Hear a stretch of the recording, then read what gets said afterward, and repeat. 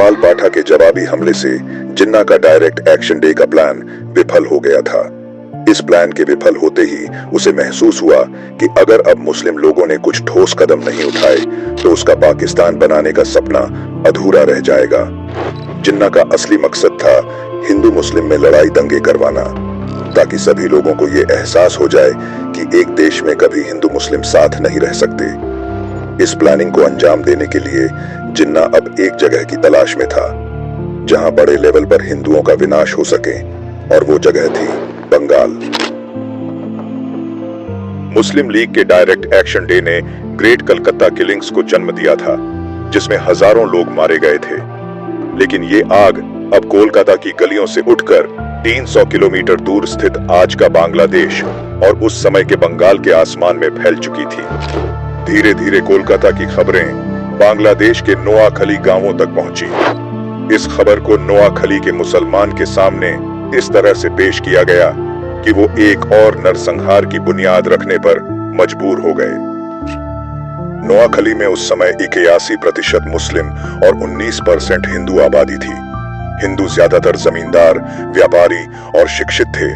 कुल मिलाकर बंगाली हिंदू आर्थिक रूप से मजबूत थे, जबकि मुस्लिम लोग किसान और मजदूर थे जो हिंदुओं के लिए मजदूरी का काम करते थे। इस आर्थिक असमानता ने पहले से ही वहां तनाव पैदा कर रखा था, और इसी आर्थिक असमानता का मुस्लिम लीग के नेता और मौलवी गुलाम सरवर हुसैनी ने चालाकी से इसे इस्तेमाल किया। उस समय बंगाल में गुलाम सरवर हुसैनी एक स्थानीय मौलवी पीर और कृषक प्रजा पार्टी का नेता था, जो बिल्कुल कट्टर मुस्लिम की सोच रखता था। 1946 में वह मुस्लिम लीग की पाकिस्तान मांग की ओर झुक चुका था, क्योंकि यह उसे राजनीतिक और धार्मिक ताकत दे रही थी। डायरेक्ट एक्शन डे के बाद उसने मुस्लिम लोगों को भड़काना शुरू किया।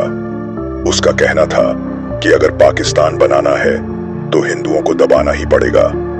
उसने हर जगह प्रचार किया कि हिंदू लोग इस्लाम और मुसलमानों के दुश्मन हैं। मस्जिदों और सभाओं में भाषण देकर मुसलमानों को हिंसा के लिए तैयार किया।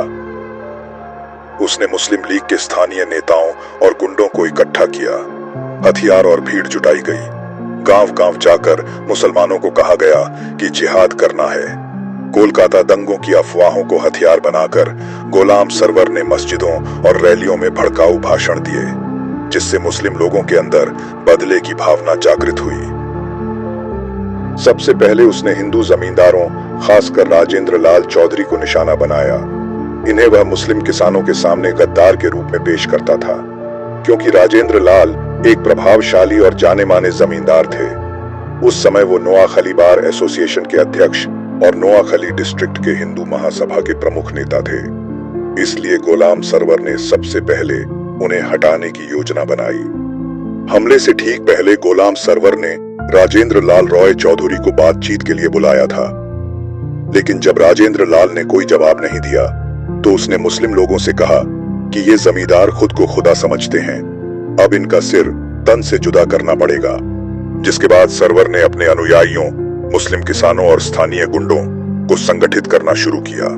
उसने हथियार जुटाए, जैसे तलवारें, भाले और बंदूक। यह हिंसा की सुनियोजित तैयारी थी, जिसे वह पाकिस्तान की मांग से जोड़ रहा था। 10 अक्टूबर की सुबह गुलाम सरवर हुसैनी ने 20,000 से ज्यादा मुसलमान को संबोधित करते हुए कहा, भाइयों, तुम्हारा उगाया हुआ चावल कौन खा रहा है?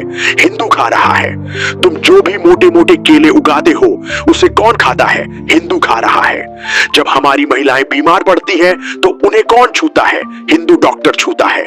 भाइयों, हम मुसलमान दुबले पतले और हिंदू मोटे तगड़े क्यों हैं?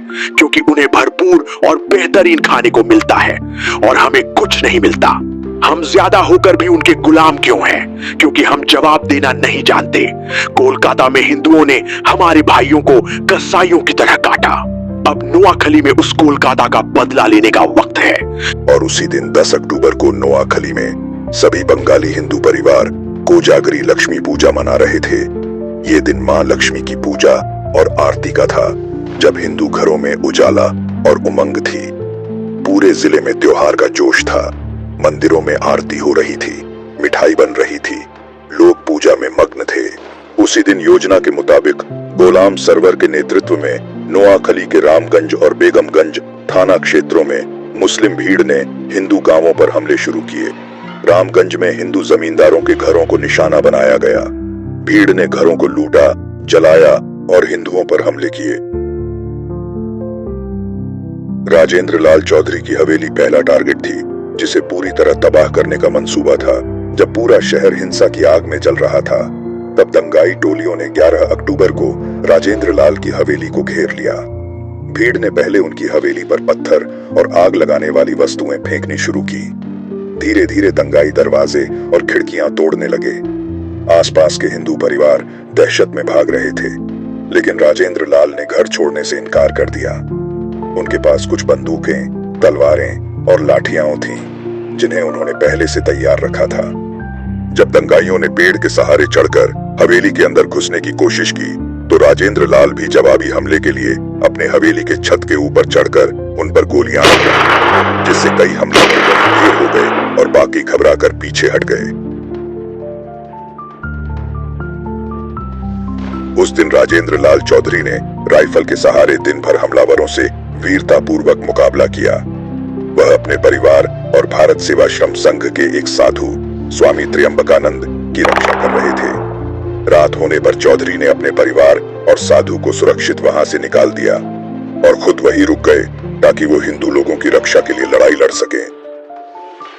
लेकिन अगले दिन यानी 12 अक्टूबर को मुस्लिम भीड़ ने फिर से उनकी हवेली पर हमला कर दिया। इस बार वे ज्यादा संगठित, क्रूर और योजना बनाकर आए थे।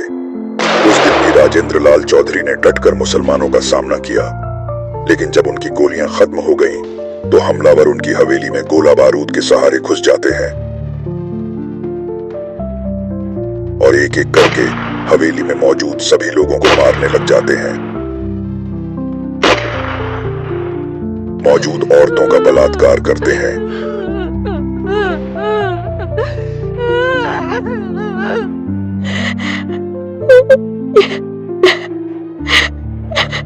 जब राजेंद्र दिखाई नहीं देता है, तो वे लोग एक औरत को मारने की धमकी देकर राजेंद्र को सरेंडर करवाते हैं और उसे छत से फेंक देते हैं।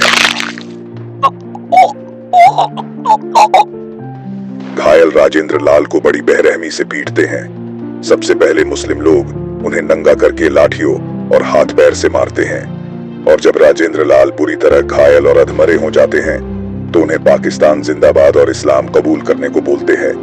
जब राजेंद्र इनकार कर देते हैं, तो मुस्लिम लोग उनका सिर काट देते हैं, जिसके बाद उनके सिर को गुलाम सरवर हुसैन के सामने प्लेट में पेश करते हैं।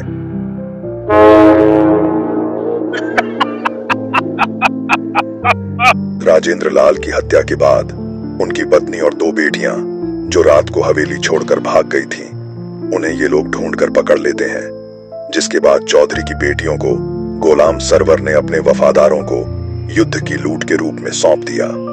अपहरण के बाद राजेंद्र लाल की बेटियों को जबरन धर्म परिवर्तन के लिए दबाव डाला गया और उन्हें गुलाम सरवर के सहयोगियों के साथ विवाह के लिए मजबूर किया गया। जब दोनों लड़कियों ने धर्म परिवर्तन और विवाह के लिए हामी नहीं भरी, तो मुस्लिम लोगों ने उनके साथ बलात्कार किया, जबरन गाय का मांस खिलाया गया और कलमा पढ़ने के लिए मजबूर किया गया। सरवर का हमेशा से मकसद हिंदुओं की धार्मिक भावनाओं को ठेस पहुंचाना और उन्हें इस्लाम में परिवर्तित करना था। जिसके बाद ये हिंसा नोआखली के लक्ष्मीपुर, छगल नैया और संदीप थाना क्षेत्रों में फैल गई। पड़ोसी तिप्पेरा जिले के हाजीगंज, फरीदगंज, चांदपुर और चौटा ग्राम भी चपेट में आए। कुल 2000 वर्ग मील क्षेत्र खून से रंग गया था। हमले में हजारों हिंदू मारे गए, सैकड़ों घर, दुकानें और मंदिर जला दिए गए। सरवर ने अपने अनुयायियों को गांव-गांव ले जाकर हमले करवाए।